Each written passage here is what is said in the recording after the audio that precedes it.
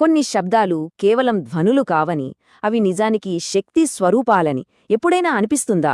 మన ప్రాచీన గ్రంథాలు చెప్పేది ఇదే.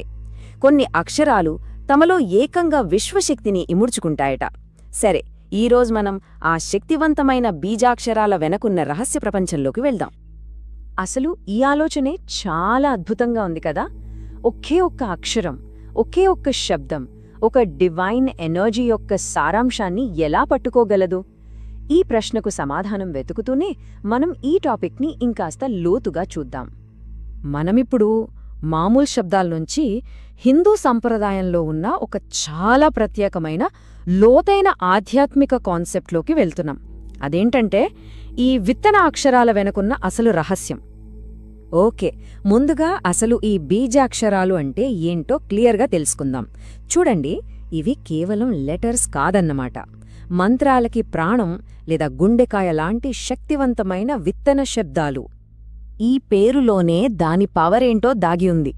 బీజాక్షరం అనే పదాన్ని విడదీసి చూస్తే బీజా అంటే విత్తనం లేదా మూలం, అక్షర అంటే దేనికైతే నాశనముండదో అది. సో రెండూ కలిపితే నాశనం లేని మూల శబ్దాలు అని అర్థం. పేరులోనే ఎంత శక్తి ఉందో కదా.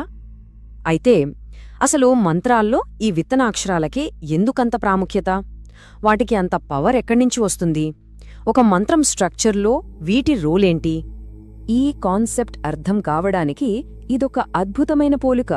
ఆలోచించండి, ఒక చిన్న మర్రి విత్తనంలో ఒక మహావృక్షం ఎలాగైతే దాగి ఉంటుందో, అచ్చం అలాగే ఒకే ఒక్క బీజాక్షరంలో ఒక పెద్ద మంత్రం యొక్క శక్తి అంతా ఇమిడి ఉంటుంది.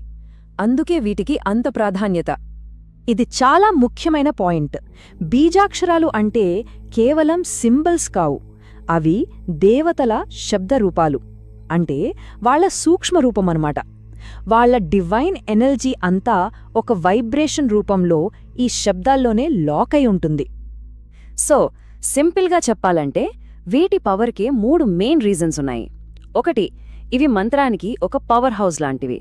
2, ఇవి దేవతల యొక్క వైబ్రేషనల్ ఎసెన్స్, అంటే వాళ్ల సూక్ష్మరూపం. ఇక 3వది చాలా ఇంట్రెస్టింగ్. వీటిని జపించినప్పుడు ఇవి కాస్మోస్లో కొన్ని స్పెసిఫిక్ ఫ్రీక్వెన్సీలను క్రియేట్ చేస్తాయి. సరే, ఇప్పటిదాకా థియరీ గురించి మాట్లాడుకున్నాం కదా. ఇప్పుడు కొన్ని ప్రాక్టికల్ ఎగ్జాంపుల్స్ చూద్దాం. అప్పుడు ఈ కాన్సెప్ట్ ఇంకా క్లియర్గా అర్థమవుతుంది. బీజాక్షరాలు అనగానే మనందరికీ ముందుగా గుర్తొచ్చేది ఓం.